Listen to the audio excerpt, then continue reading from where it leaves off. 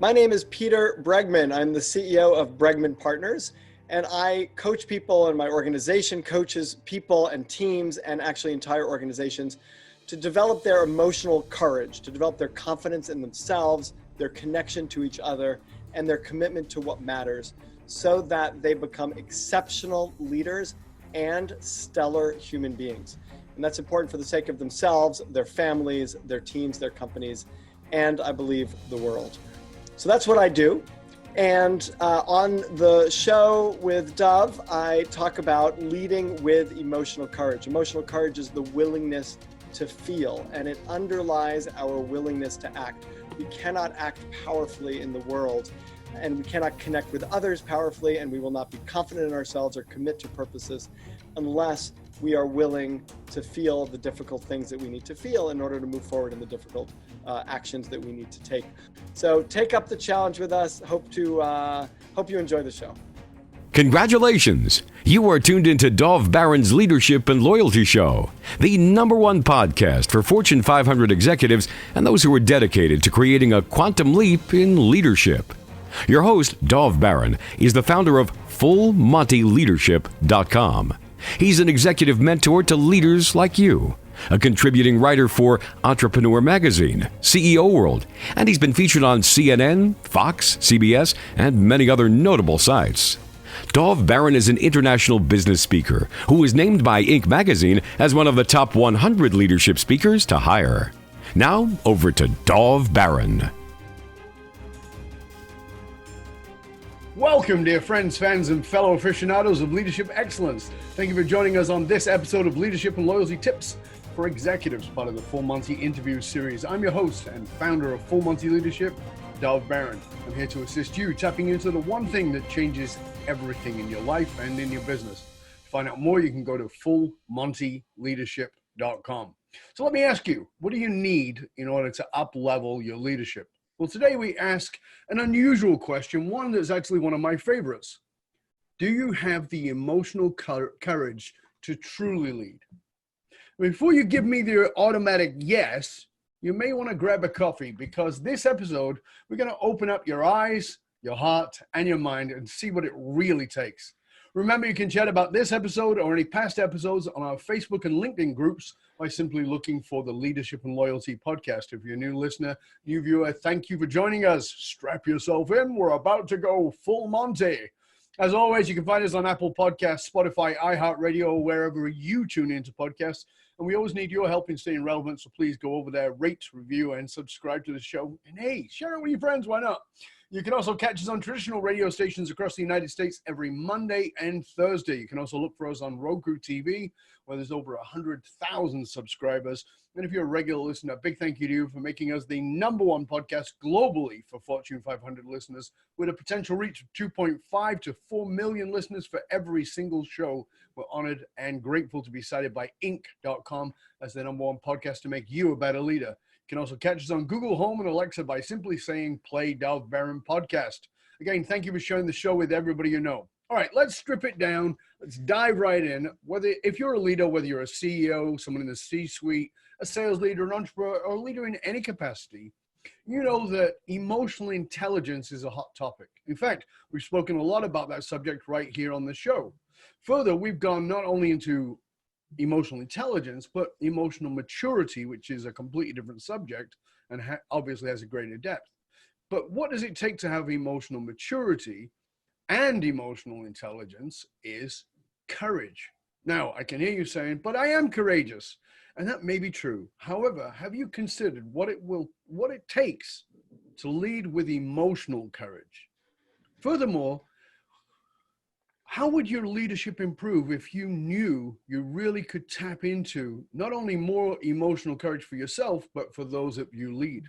Well, stay tuned, because our guest on this episode is recognized as the #1 executive coach in the world in leading global coaches and Marshall Goldsmith's London 2019 event. He's ranked in the top 30 thought leaders to watch for in 2019. He is shortlisted as the #1 leadership thinker in the world for Thinkers 50.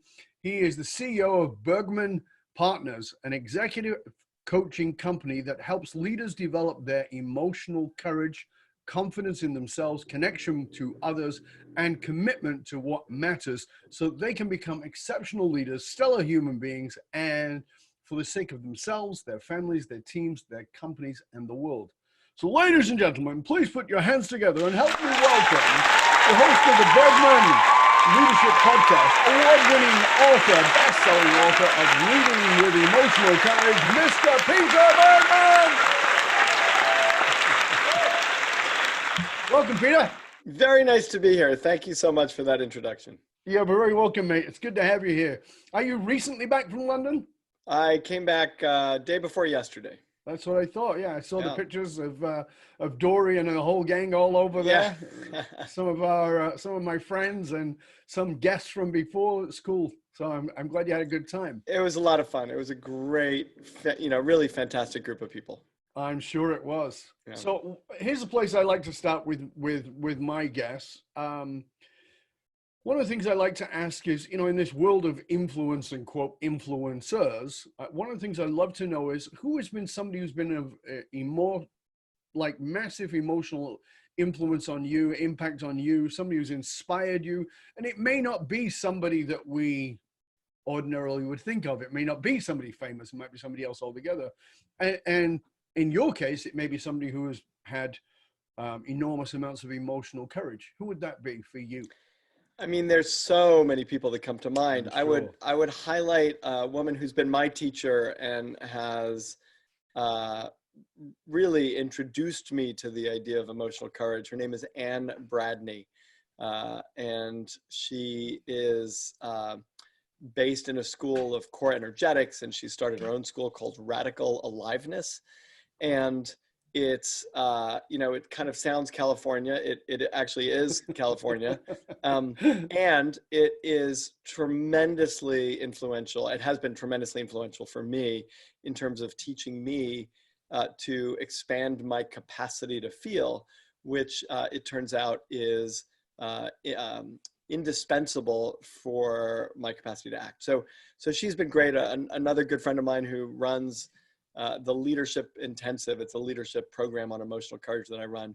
Jessica Gelson, who's actually a therapist most of her life and then does some leadership programs with me, has also been incredibly influential. So I actually dedicate the book to those two women, and they've taught me a lot.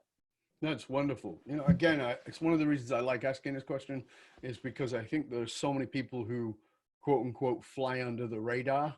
Mm-hmm. We've all seen the famous names of the famous authors and all the rest of it. But, oftentimes the people who've influenced those famous authors are people whose names we would never ordinarily know. So thank you for sharing that. I appreciate it. Now, you talked, obviously this is about emotional courage and the need for emotional courage. But I think we have to start before that. And what I mean by that is that as leaders, I know I have my background in psychology. I started off as a therapist 150 years ago, 152, I think it is now.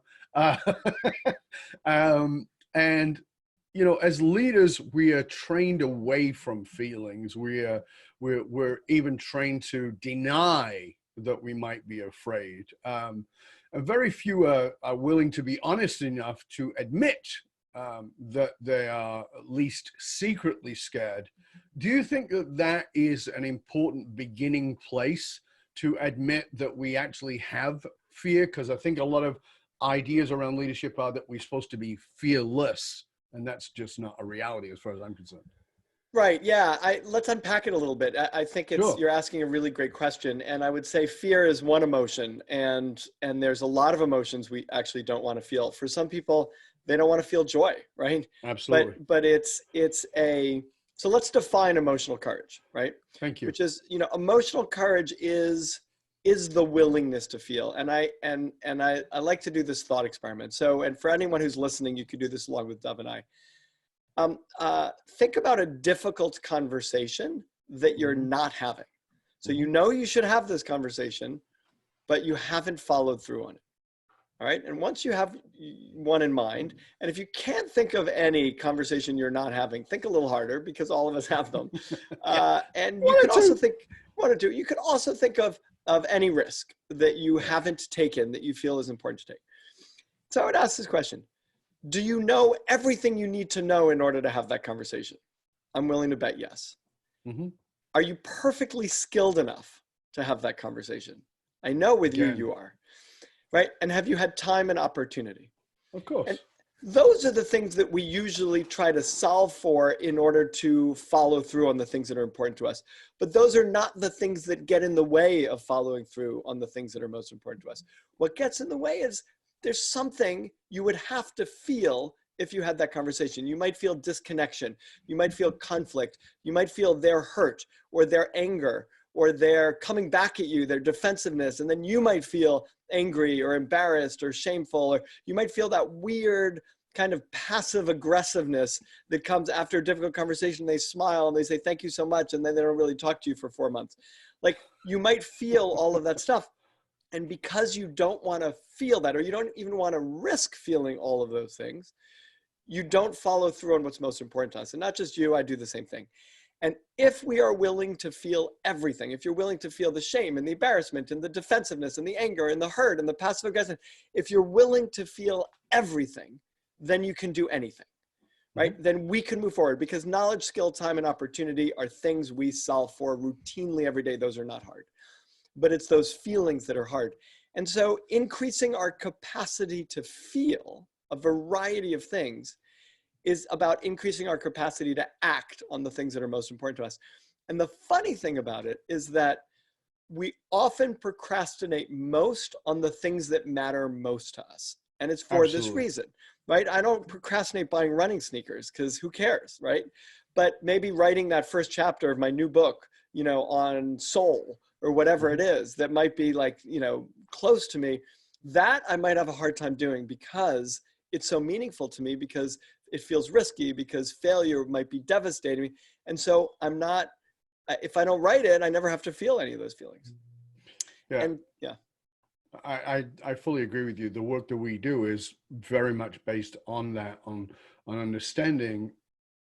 And again, I want to say that I think that most of us who've moved into leadership positions believe, it's not true, but we believe we've done so by ignoring our feelings.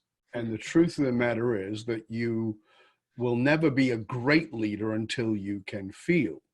And if we look back at the great leaders, even in history, there's a lot of conversation about their emotional state and the willingness to be with those things, including discomfort of whatever it is. And as you said, Peter, I think it's an important point to lay down right away, that when I say discomfort of feeling, it's as you just said, the discomfort of feeling is not a feeling that may necessarily be labeled negative. It may be a feeling that's labeled positive, but there's so much vulnerability in feeling joy that some leaders go, whoa, I'm not going to do that.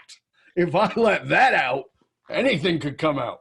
Right. And it might force me to make other kinds of decisions or force me to confront things I don't necessarily want to confront.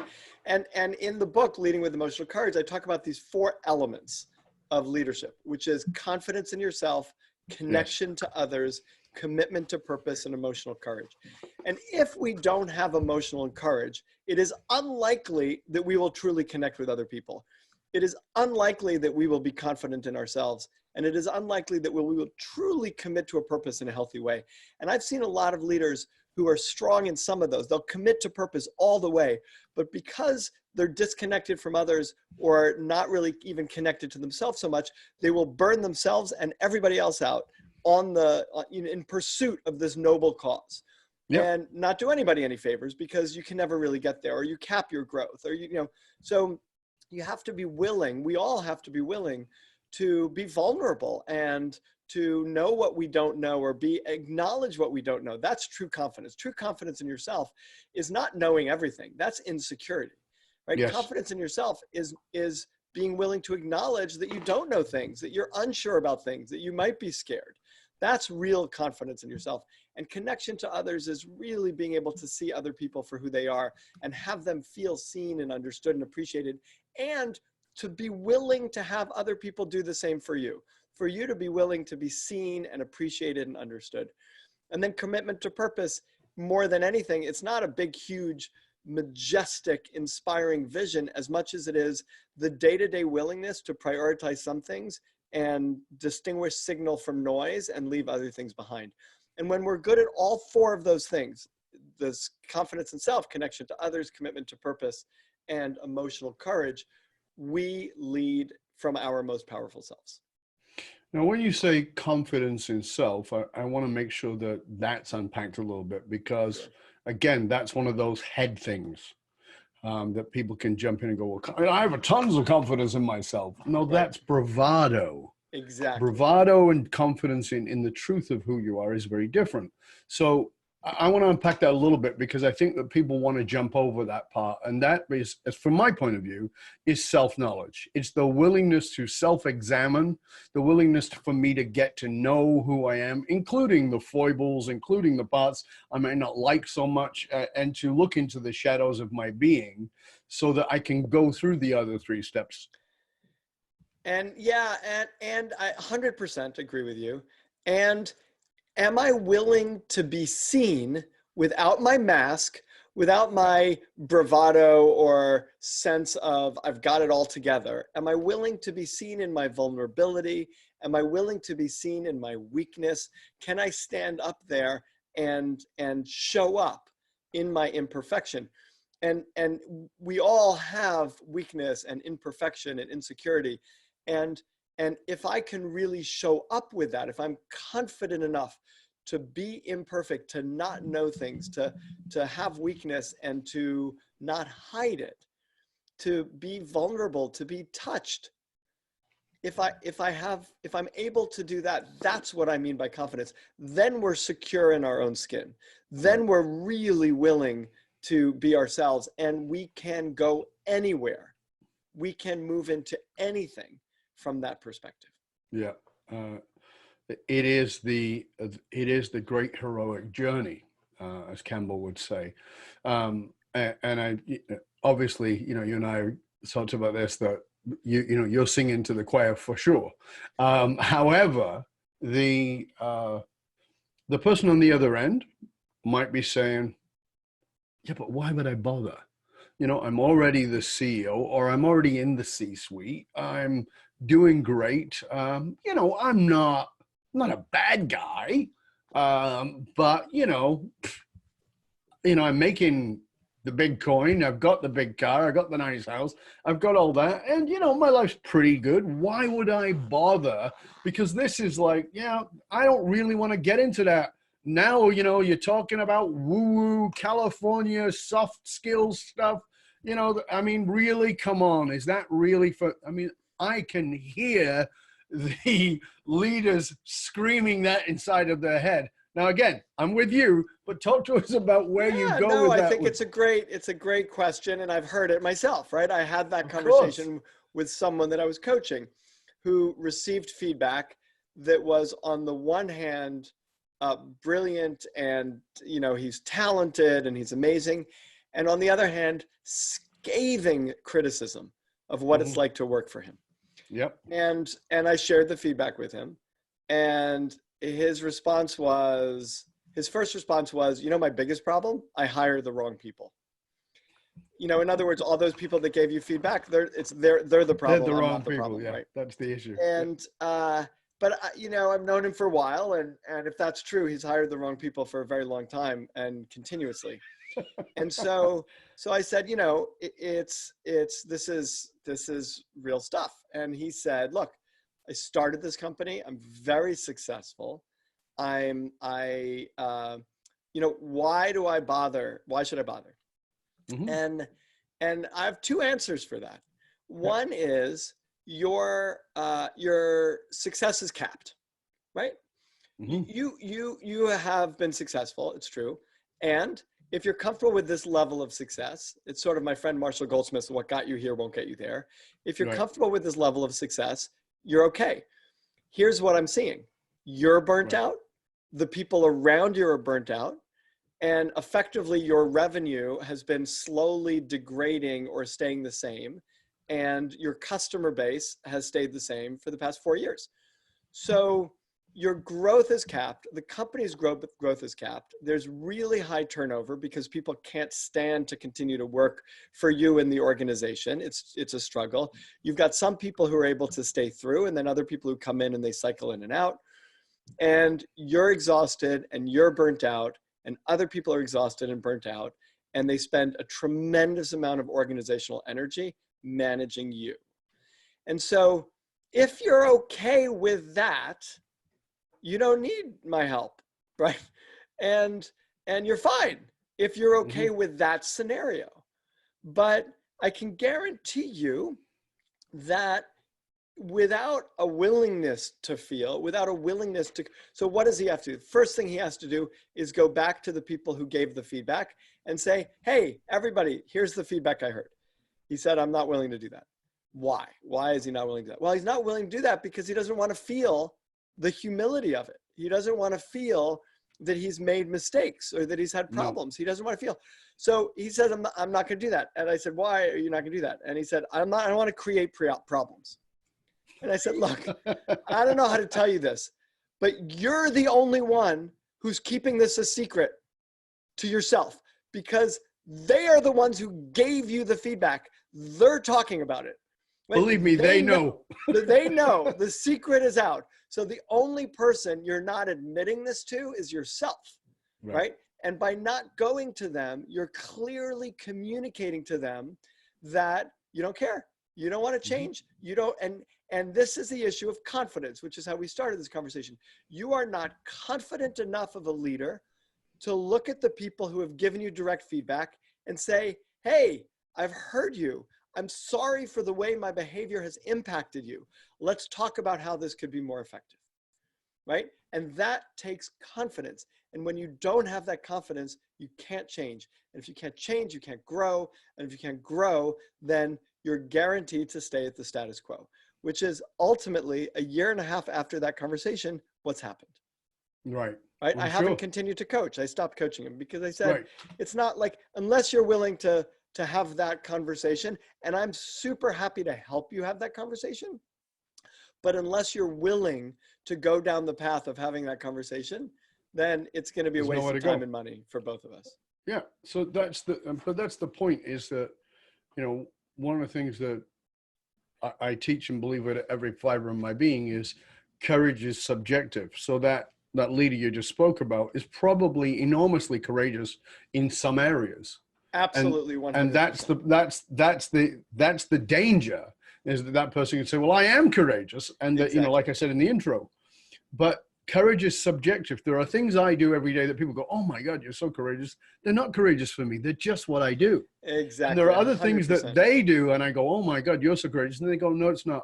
And so it's totally subjective. And courage is only when we step into that which makes us bloody uncomfortable. Right, exactly. And it's not courage for courage's sake. I mean, that's kind of could be fun. But this is a person who I just described who is able to stand up in front of 2,000 people and say, I have flaws. That's not courage for him. But to stand opposite someone who's been deeply impacted by his behavior and say, I did something and I'm sorry, that does take tremendous courage. And we're also not saying, like I said, courage for courage's sake. No. Not that lack of confidence that he has is directly limiting his capacity to lead in the world. It's directly limiting his capacity to lead his organization, and it's directly limiting his capacity to connect with other people who can help grow his organization. And as a result, he gets stuck. The organization stalls. Yep. And so, the question we all have to be asking ourselves as leaders is, where am I not willing to go that's preventing me and, my goals from being successful? Mm-hmm. You said something there that I think, comes back to what we just talked about, but it's really important that people grasp it. And that is that person can go out on a stage and stand in front of 2,000 people and say, I've got flaws. And the problem with that is that you might get an audience and people may line up and say, oh, thank you for sharing that. It was so wonderful and so courageous. And it feeds the egoic idea of courage. Exactly. Versus the emotional, subjective idea or truth of courage. And this is one of the things, as somebody who trains speakers, and it's, we always talk about transparency and vulnerability and authenticity. And I go, most of it's just crap. And people go, what do you mean? Because it's easy to say when there's nobody confronting you on it. But when you actually have to look into the eyes, as you just said, of I just hurt you and I'm really sorry, or I'm causing these problems, how can I be better? That is enormously courageous. It's actually easier than standing in front of 2,000 people and saying, hey, I got flaws. So 100%. Right. Yeah. So I think that's a really important piece for people to get, because I think it's very easy for somebody to be on the other side of this show and going, I do it all the time. Well, do you?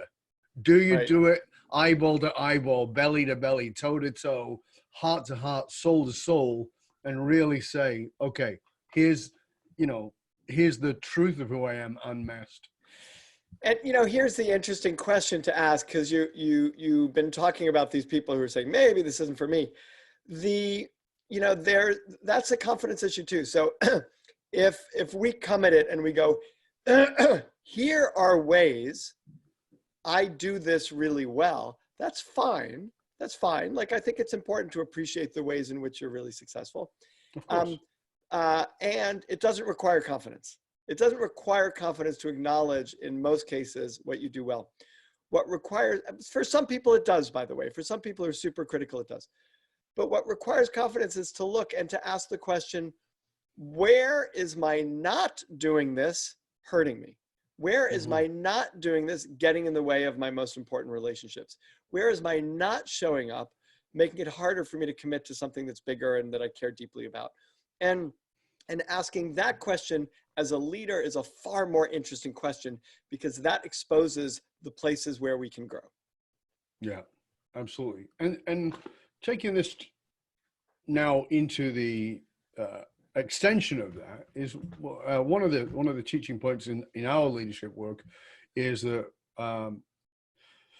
is grounded in the work of understanding that people are not single-faceted beings, and that we need to stay curious, particularly about people that we think we know. And in your book, chapter 15, you talk about the need to stay curious about others. Talk to us a bit about that, because I think that that's one of the places that people don't even realize they're lacking courage. Right. They don't actually think of it in that way, but you and I know it's really important. So just walk us down that road a little bit, if you would, please. As leaders especially, we're really trained to solve problems. And so we like to be very quick at solving problems, and we like shortcuts to get there as much as possible. So like one of the things that I've written about that I don't like is these sort of personality assessments, or give me a quick shortcut to tell me, oh, so I'm an ENTJ. Oh, you're an EFTP. I get it. I don't need to understand you anymore. And just in the place where I think we should always be most curious, which is in relation to another human being, we sum them up and we stop being curious about them. And curiosity underlies both confidence in ourselves, like our willingness. It requires confidence to be curious. I wonder why I'm doing that. I wonder what's going on for me. Let me look at this. And especially curiosity of other people. That's how we connect with other people. We connect with other people, not by being smart, not by showing them how much we know, not by getting them even, immediately, but by being curious about them and creating space for them to show up however they're going to show up. And I would also say it really helps us solve problems, because almost always as a coach, I am, start talking to someone and they come up with a problem. And what people expect coaches are going to do is going to help them solve the problem they think they have. But here's the secret of coaching. 90% of coaching is helping them understand that the problem they think they have is different than the problem that they actually have. That my clients are really smart. They're the top leaders in top organizations. They're really smart.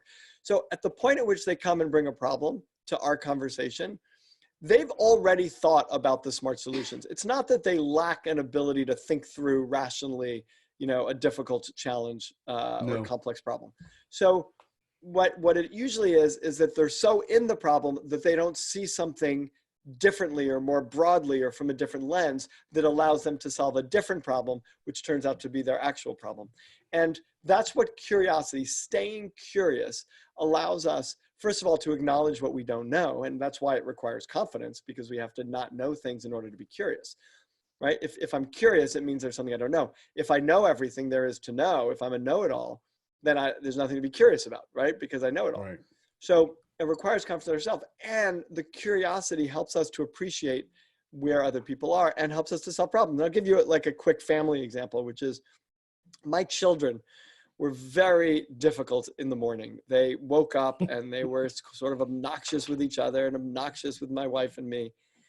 And, you know, we tried everything a good corporate leader would try. Like we trained them, we sat down, we created values and visions for the family. Like, you know, we talked to them about expectations and clarified accountabilities. Like we did everything you would do. And surprise, surprise, they were still obnoxious in the morning. And so I stopped and I just started paying attention and I got curious. I got really curious. I know my kids are not obnoxious. I know they're not obnoxious. So what is this obnoxiousness in the morning? Like what's going on? And I watched, and then I noticed something, which was a change in behavior halfway through the morning before they went to school. And I began to link it to what was going on. And so I tried a new strategy and I went into their bedrooms in the morning and I woke them up with a glass of orange juice each. And I said, drink this. And they, I don't want it. Drink this. Man, I'm not thirsty. Drink this. I don't want to drink this. So eventually they all drank their orange juice before anything else happened. And you know what? They got nice, because the problem I thought they had, which was an obnoxious behavioral problem, wasn't that at all. They had a blood sugar level problem, right? They hadn't eaten anything. They weren't angry. They were hangry, right? They were like hungry and angry. And so solving their behavior problem by giving them orange juice turned out to be a solution I could only figure out if I stayed curious, and far more effective than like, you know, punishment and vision value statements. Right.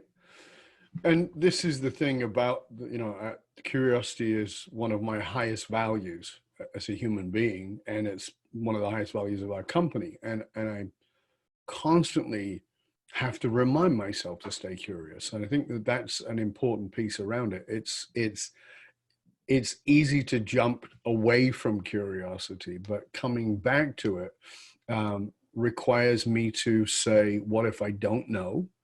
And what if and that includes, what if I don't know me well enough? And what if I don't know you well enough in this moment?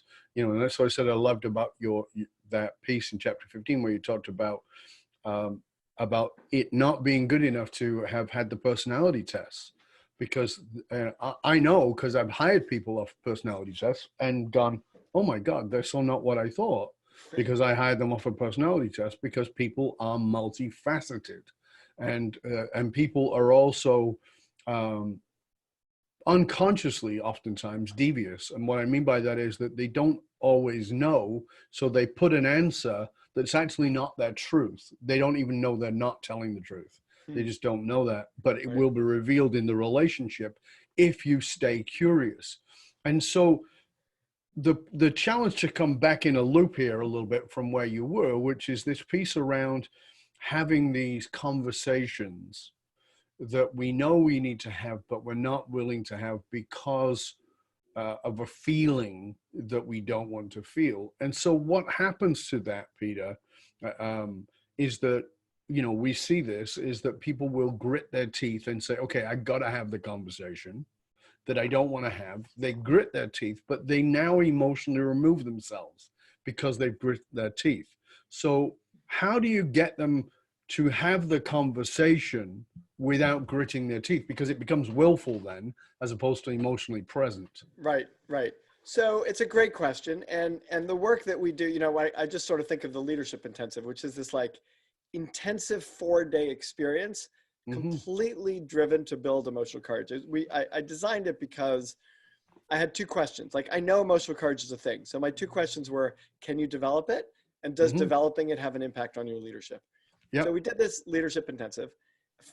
We did the first one. And then 8 months after the leadership intensive, with no interim intervention from us, we sent a bunch of surveys out to people and people around them, like the people who were at the intensive and people around them, including family, including people who, you know, worked with them, their bosses, their employees, colleagues.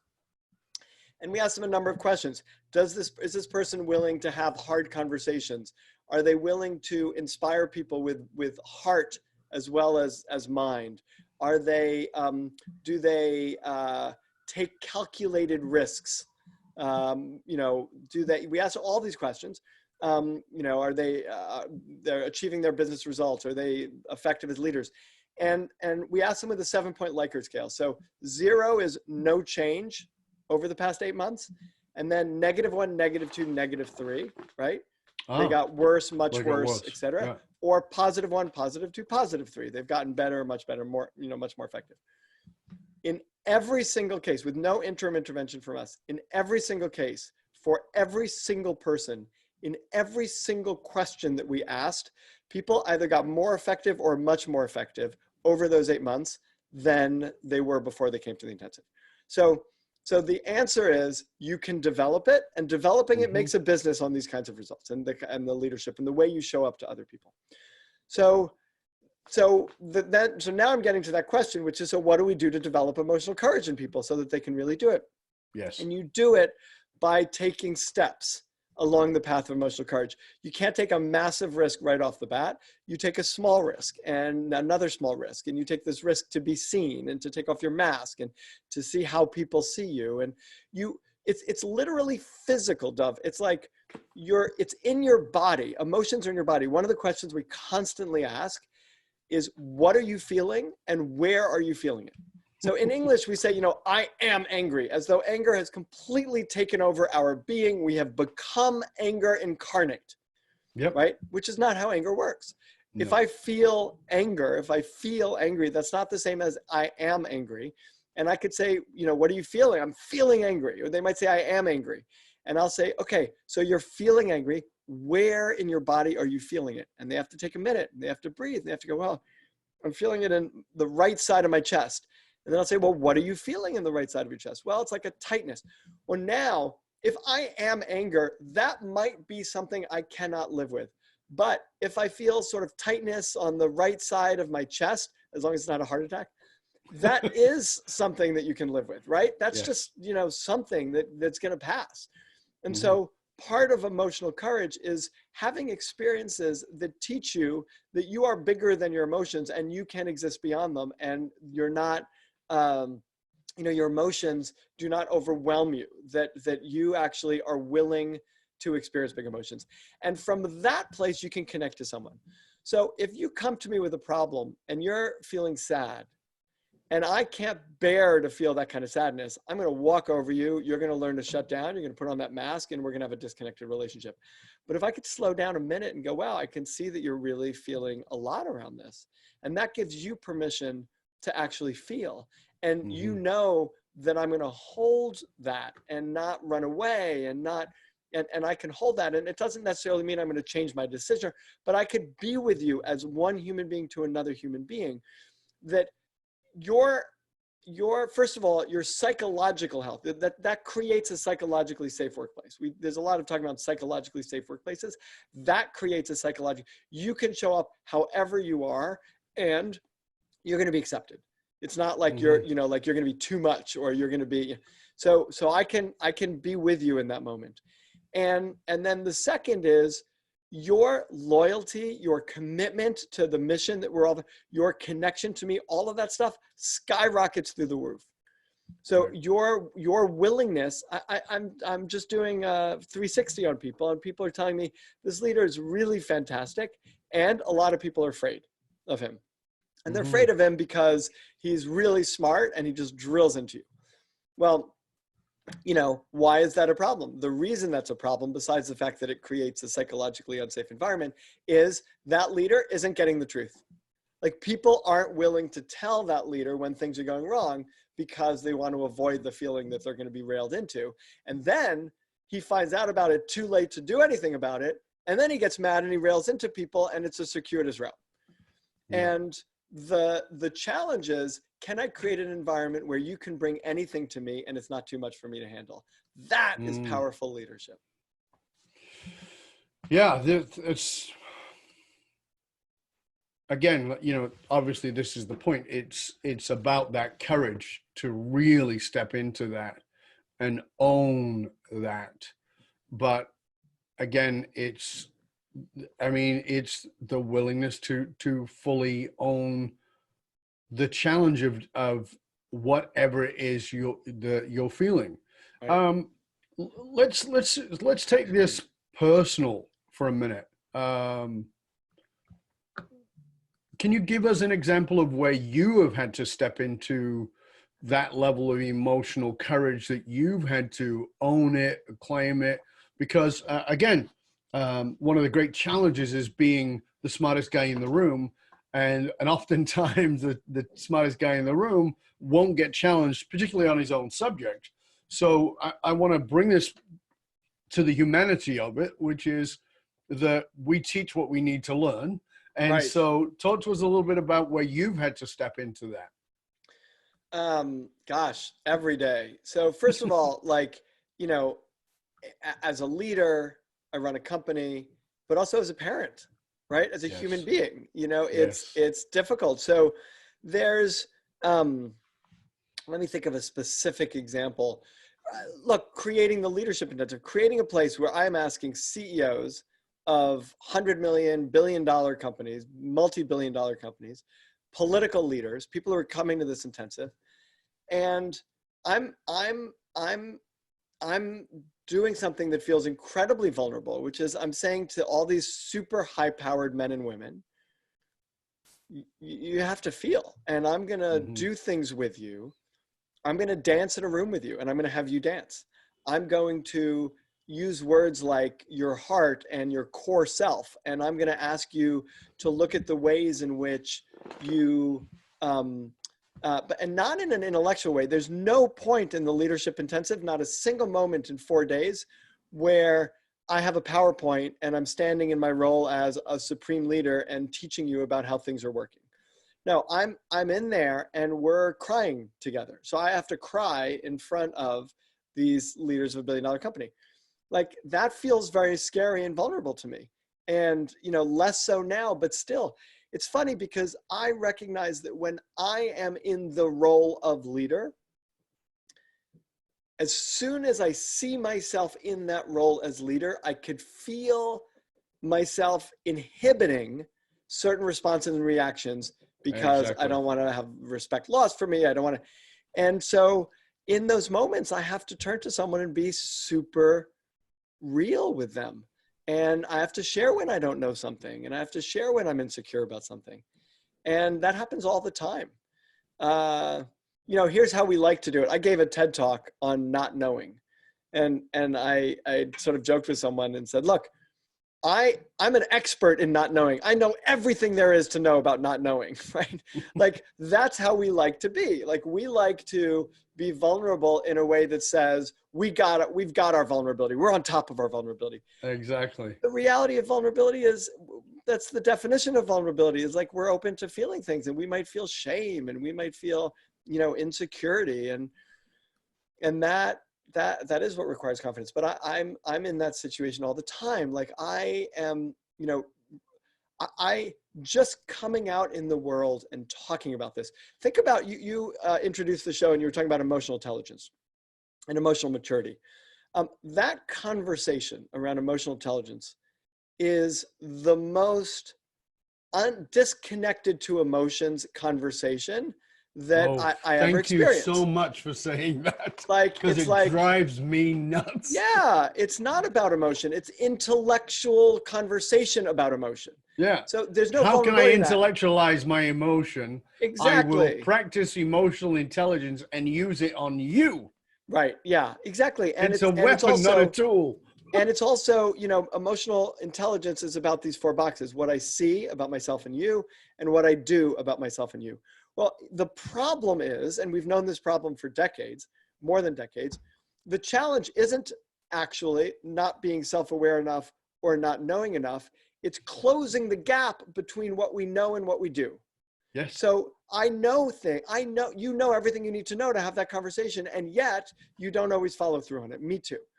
And it's because the challenge isn't knowing and doing, it's closing the gap between knowing and doing. And that, closing that gap, is emotional courage.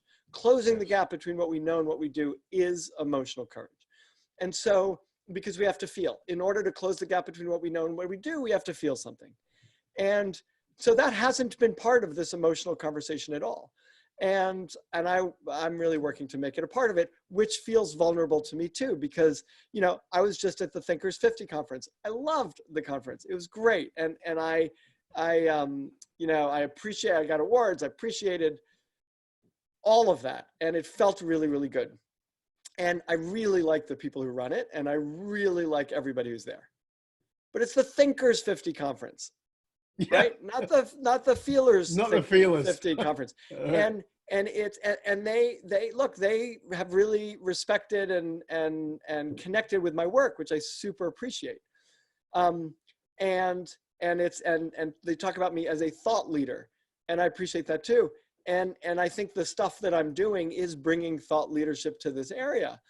But we're so much more comfortable talking about thought than we are talking about feeling. And we're much more comfortable thinking than we are feeling.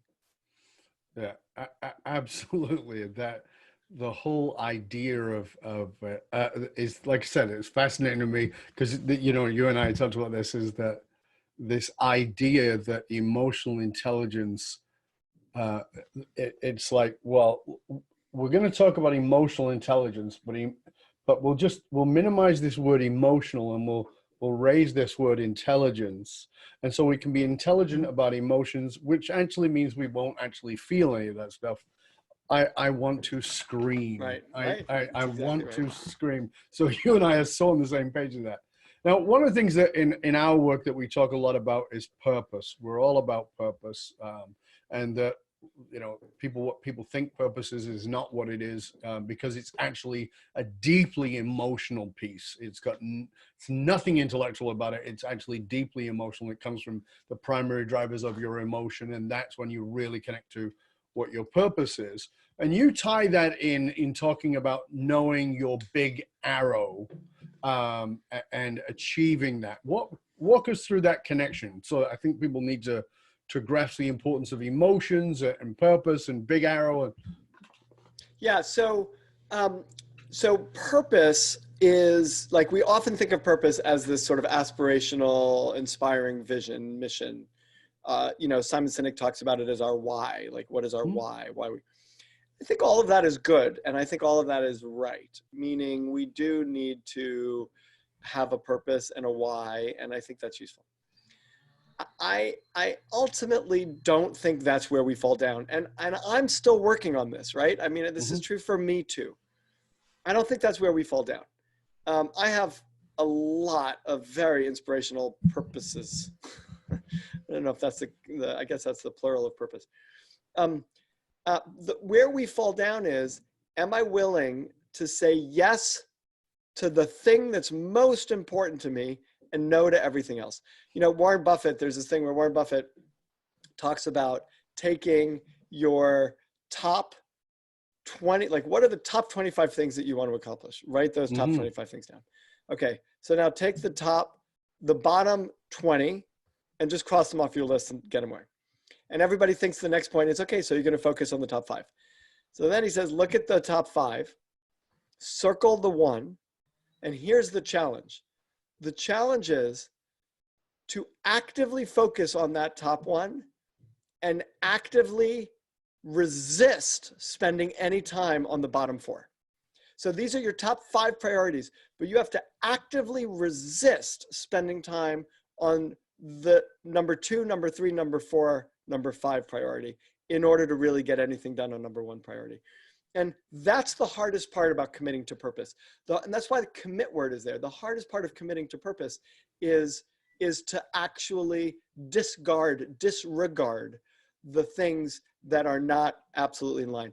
When I go to an organization, I see, like, groups of arrows moving in all sorts of directions.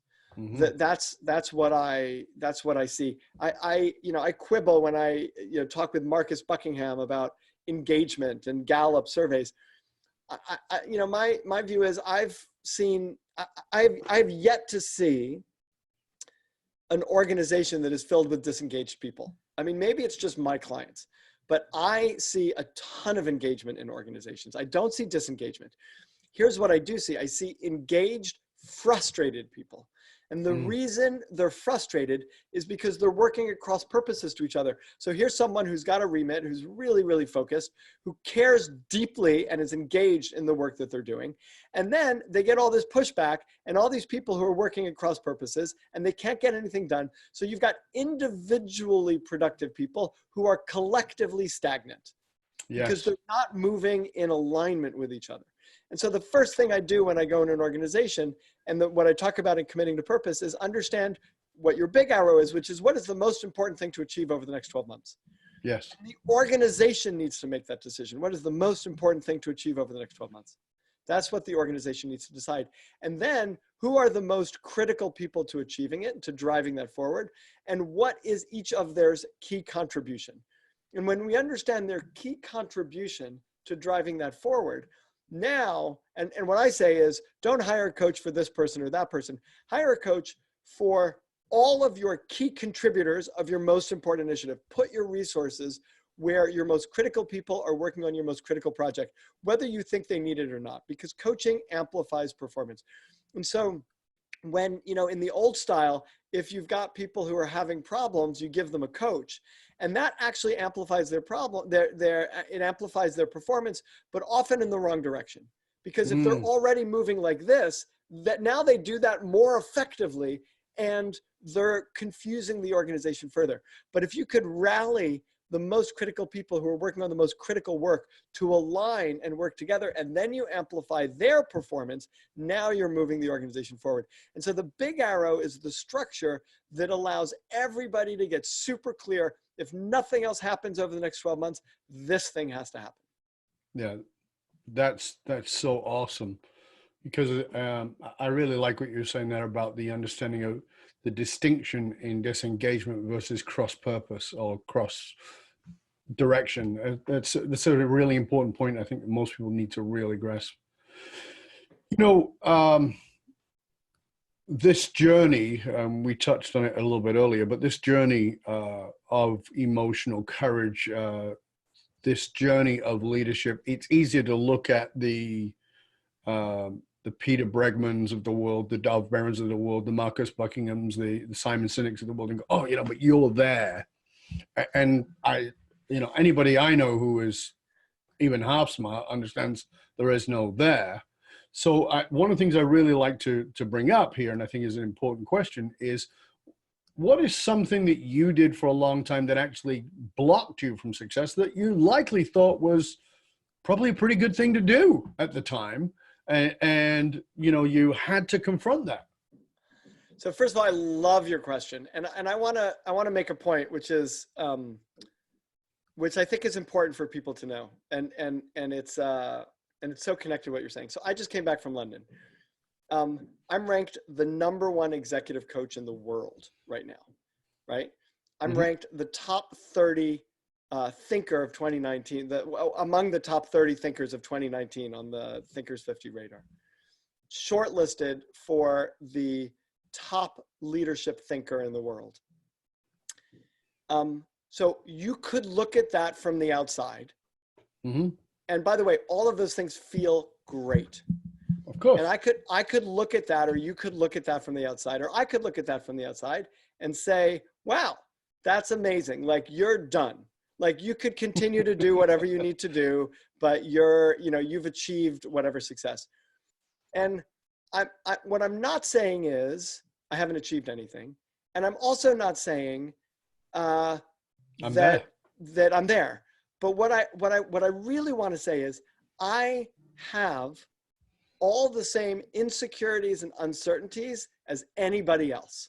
Yes. I come up with ideas. I'm unsure if they're right. I work with clients. I don't know if I did, if I approached it the right way. I'm talking about the big arrow, and the conversation right before this was me saying to somebody who's working with me on marketing, I think we're all over the place. Like, I'm doing this and I'm doing that and I'm doing that. And how are they connected? And are we really focused? And I'm not totally focused. And I've been having that conversation for 15 years. Right? Really? Yeah. I know nothing about that person. So, right. So, so like what I want to say is like on the outside, and I'm saying this and I'm admitting this in the spirit of emotional courage, which is Yes. to say, I'm not saying it because I think I'm a fraud. I don't think I'm No. a fraud. I'm No. not saying it because I'm faking it until I make it. I hate that. And Yep. I'm not faking it. Like I know I add tremendous value where I do. Yep. And I also am very realistic of tons of stuff I don't know and feelings of insecurity and uncertainty that I have all of the time. And the power of being able to get ideas and do work in the world is to not wait until that insecurity goes away, because it may never go away, but to act in the context of it and to be willing to feel all of those things, but not let them stop us from moving forward on what's most important to us. That's the critical message that I want people to know.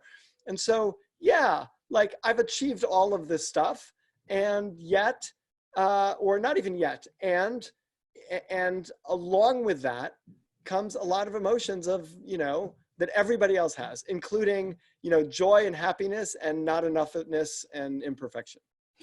And I really want to sort of hammer home that point here, because I think this is one of the things of I know for sure because of how the mind works. The mind works in polarity, it works in absolutes.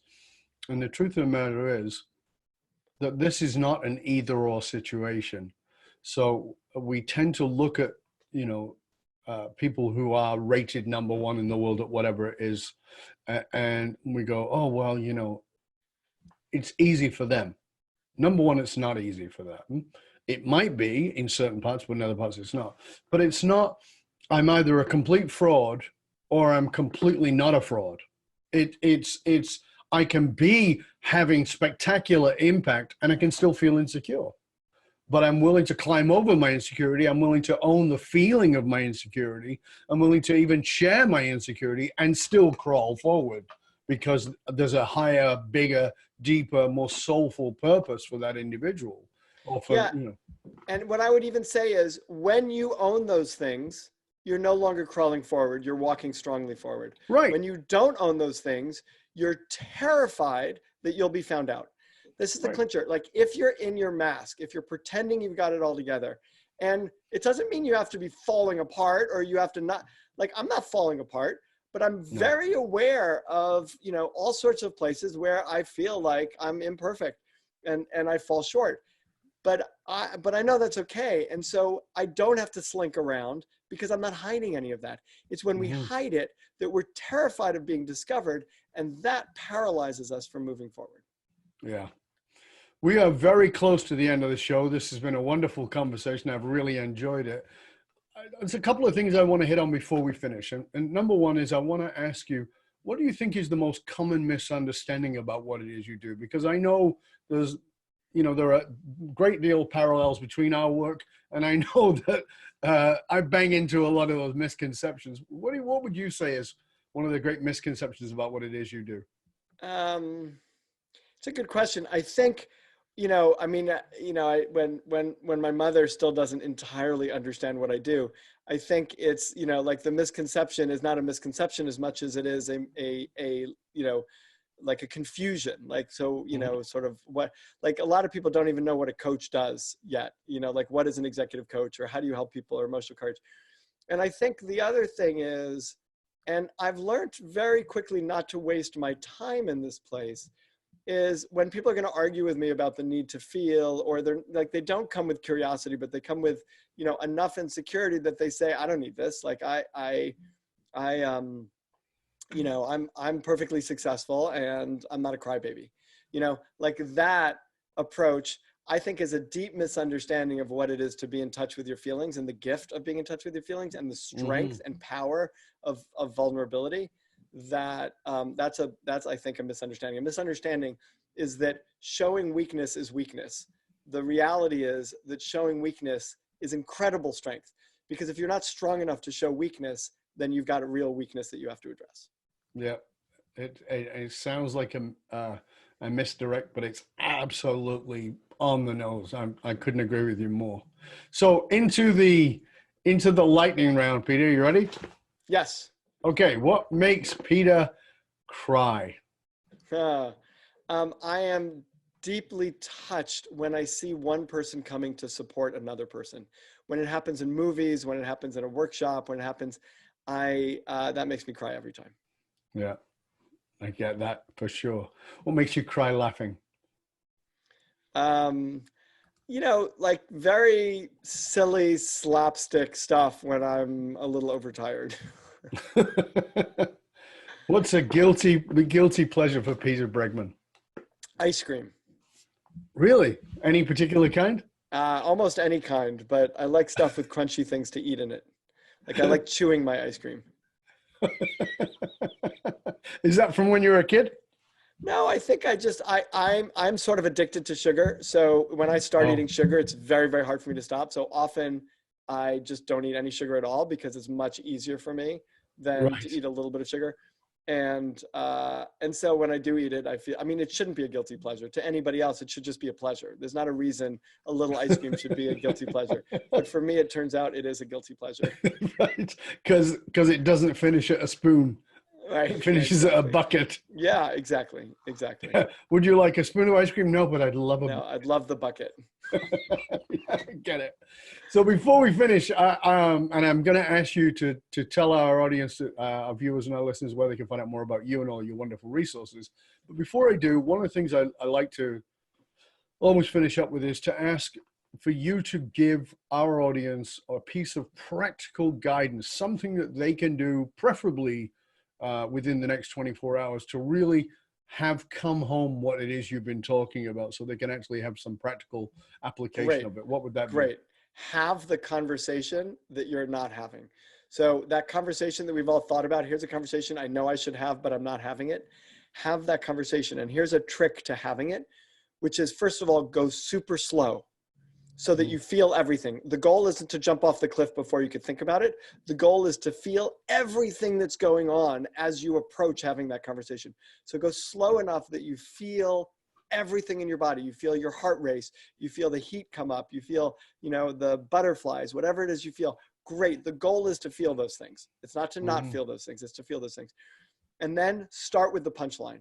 Just, whatever message it is, whatever issue you want to discuss, whatever you want to approach, just start there. Say it right off the bat. Don't take 15 minutes to build context, but start right off the bat with the punchline and have the conversation from there. So go slow, and sometime in the next 24 hours, have that conversation.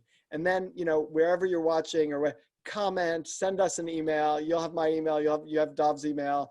Like, let us know you've had that conversation.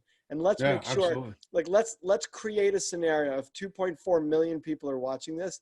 Let's get 2.4 million conversations that happen that wouldn't have happened otherwise, that help all of us move forward in our lives in some way or other.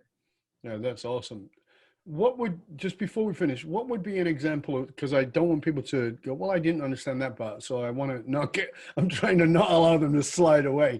What would be an example of start with the punchline? So start with the punchline would say, if someone, here's an example. So I had a conversation with my wife, and she responded in a way that felt unsupportive to me in the moment. And it was because of a misunderstanding, and it was because she didn't understand, because I was clumsy in the way I was talking about it. And so she understood exactly what I was saying, but not what I meant. Go figure. So if I'm going to have that, first of all, so it's very easy for me not to talk about it, right? And say I was hurt, but I'm not going to say anything. But then that's going to impact my relationship with her, because then I'm not going to be as close to her. I'm not going to trust her as much, or she's going to say something and I'm going to get passive aggressive on her. And she's like, what's happening? And now we're in a whole other thing. So start with the punchline isn't to say, have a 15-minute conversation about the situation and this and that. It's just to say, hey, when you responded such and such a way, I felt really hurt. Can we talk about it? That's a punchline. Like, you're going directly to the point. Like, this happened. Here was its impact on me. I'd like to have a conversation with you about it. And now we're in a very real conversation that, by the way, could take 3 minutes, not 3 hours, because we've gone directly into it. Yeah. So that's what I mean by start with the punchline. Fabulous. Fabulous. Thank you so much. This has been a real pleasure. I want to thank you for all that you've shared. It's been a joy. And I know that there's a lot of gems in here for everybody to get. Before we finish up, please tell everybody where they can find out about you and all your wonderful resources. If you go to www.bregman.partners, BREGMAN partners, plural.com, and you can find everything there. You can connect with me there. You can see everything on our website. And also tell them about the podcast, where they can find out about your podcast too. So you can find out about the podcast there also. The podcast is called the Bregman Leadership Podcast, the Bregman Leadership Podcast, and you can find it on iTunes and wherever you find podcasts, and you can also get to it from our website. Well, Peter Bregman, author of Leading with Emotional Courage, we want to thank you, sir. We appreciate you being here with us. I hope you'll stay with us to the end. And for you, dear listener, you can hang out with other conscious leaders and chat about this episode or any past episodes by simply going to our Facebook or LinkedIn groups. Just look for Leadership and Loyalty Podcast in there. And if you're ready to develop the leadership and loyalty inside of your organization, then come talk to us at fullmontyleadership.com. You can find out more about hiring me as a speaker or strategist for your organization, or to work with you privately by going to fullmontyleadership.com/consulting or fullmontyleadership.com/speaking. We provide the essential leadership skills to rekindle and amplify the hidden loyalty assets inside of your organization by tapping into purpose. fullmontyleadership.com, because you can't outsource authenticity. I want to thank you for sharing the show with everybody you know. Till next time, stay curious, my friend. Stay curious about how you can embrace greater levels of emotional courage in your leadership. Go have that conversation you've been avoiding. I'm Dov Barron. I'm here to assist you tapping into your deep greatness to reach that next level of clarity, focus, purpose, and profit in your business, your life, and your leadership impact. And I am out.